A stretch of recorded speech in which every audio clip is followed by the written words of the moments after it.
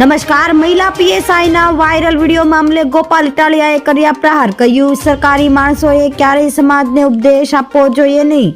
ગોપાલ ઇટાલિયાએ કહ્યું, બધા સમાજ પોતાના યુવાનો વ્યસનમાં ન સપડાય તે માટેના પ્રયત્ન કરી રહ્યા છે.